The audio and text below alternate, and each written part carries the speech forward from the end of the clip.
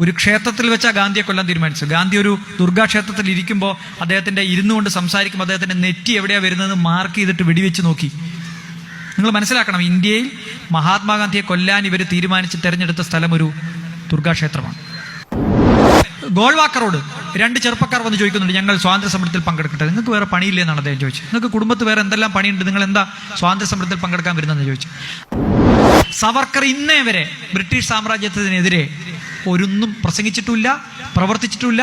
മാപ്പെഴുതി കൊടുത്തതിനകത്ത് പറഞ്ഞത് ഞാൻ മാത്രമല്ല, എന്നെ പുറത്തുവിട്ട എൻ്റെ അനുയായികളെയും കൂടി ഞങ്ങൾ ബ്രിട്ടീഷുകാർക്ക് അനുകൂലമായി സംസാരിക്കാമെന്നാണ്. ഈ RSS ഉണ്ടാക്കിയ തലവൻ അങ്ങനെയുള്ള സവർക്കറിന്റെ പടം പാർലമെന്റിൽ നിന്ന് ഗാന്ധിയുടെ നേരെ ഓപ്പോസിറ്റ് വെച്ചിരിക്കുകയാണ് ഇവർ. നിങ്ങൾ സംശയമുണ്ടെങ്കിൽ നോക്കിക്കോളൂ, പ്രധാനമന്ത്രിയുടെ ഓഫീസിൽ ഇപ്പോൾ മഹാത്മാഗാന്ധിയോടൊപ്പം സവർക്കറുമുണ്ട്. നിങ്ങൾ നോക്കിക്കോളൂ, അമിത്ഷായുടെ ഏത് ഫോട്ടോയും അദ്ദേഹം ഇരിക്കുന്ന മുറിയിലാണെങ്കിൽ അദ്ദേഹത്തിൻ്റെ ഹോം മിനിസ്റ്റർ എന്ന മുറിയിൽ അദ്ദേഹത്തിൻ്റെ തലയ്ക്ക് മുകളിലുള്ളത് ഗാന്ധിയുടെ ഫോട്ടോയല്ല, ഈ സവർക്കറുടെ പടമാണ്. ഇതിനു മുമ്പ് ഞാനിത് കണ്ടത് നോട്ട് നിരോധനത്തിന് സമയത്താണ്. ഇന്ത്യയിൽ കള്ളപ്പണം മുഴുവനും ഡിജിറ്റലായിട്ടാണ് സൂക്ഷിക്കുന്നത്, കള്ളപ്പണം നോട്ടിന്റെ രൂപത്തിലല്ല എന്ന 2 റിപ്പോർട്ടുകൾ നിലനിൽക്കുകയാണ്. കള്ളപ്പണം മുഴുവനും ഡിജിറ്റലായിട്ടാണ് സൂക്ഷിക്കുന്നത്, കള്ളപ്പണം നോട്ടിന്റെ രൂപത്തിലല്ല എന്ന 2 റിപ്പോർട്ടുകൾ നിലനിൽക്കുകയാണ് പണം നിരോധിച്ചുകൊണ്ട് ഉത്തരവിട്ടത്. നരേന്ദ്രമോദി ചിരിക്കുന്ന ചിരി നിങ്ങൾക്ക് ഓർമ്മയില്ല? 8 മണിക്ക് രാത്രി വന്നിട്ട് നിങ്ങളുടെ കയ്യിലുള്ള മുഴുവൻ കടലാസ് കഷ്ണമായി മാറി എന്ന് പറയുമ്പോൾ ഒരു ഫാസിസ്റ്റിന്റെ ചിരി ഞാൻ ആ മുഖത്ത് കണ്ടു. ആ ചിരി ചിരിക്കുന്നത് എന്തിനാണെന്നറിയോ? ഇന്ത്യയുടെ പവർ മുഴുവൻ എൻ്റെ കയ്യിലാണെന്ന് നിങ്ങൾ മനസ്സിലാക്കിക്കൊള്ളെന്നാണ് പറഞ്ഞത്.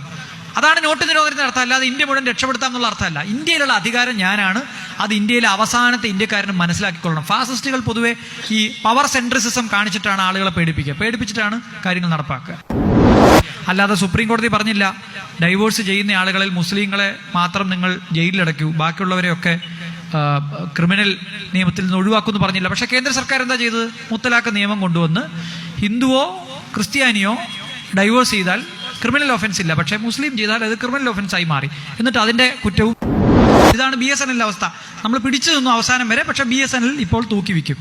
മറ്റെല്ലാ പൊതുമേഖലാ സ്ഥാപനങ്ങളും തൂക്കിവെക്കുകയാണ്. നമ്മൾ അത് ചർച്ച ചെയ്യരുത്. 2.5-3 മണിക്കൂറായി ഇവിടെ കൂടിയിട്ട്. നമ്മൾ ആരെങ്കിലും കേന്ദ്ര സർക്കാരിന്റെ യഥാർത്ഥ പ്രശ്നം ചർച്ച ചെയ്തോ? ഇല്ല. ഈ നാട്ടിലെ പട്ടിണി ചർച്ച ചെയ്തോ? ഇല്ല. തൊഴിലില്ലായ്മ ചർച്ച ചെയ്തോ? ഇല്ല.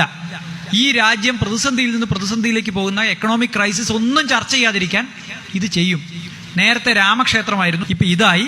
ഇത് തീർന്ന് യഥാർത്ഥ പ്രശ്നത്തിലേക്ക് വരുമ്പോൾ അടുത്ത യൂണിഫോം സിവിൽ കോഡോ അല്ലെങ്കിൽ ഈ റിസർവേഷൻ എടുത്തു കളയലോ ഒക്കെ വരും. ഇതിങ്ങനെ ഈ ചർച്ച ഇങ്ങനെ നീട്ടിക്കൊണ്ടു പോകുന്നുള്ള ഇമോഷണൽ ചർച്ചകൾ നീട്ടിക്കൊണ്ടു പോകുന്നുള്ളതാണ്. ഒരു ക്ഷേത്രത്തിൽ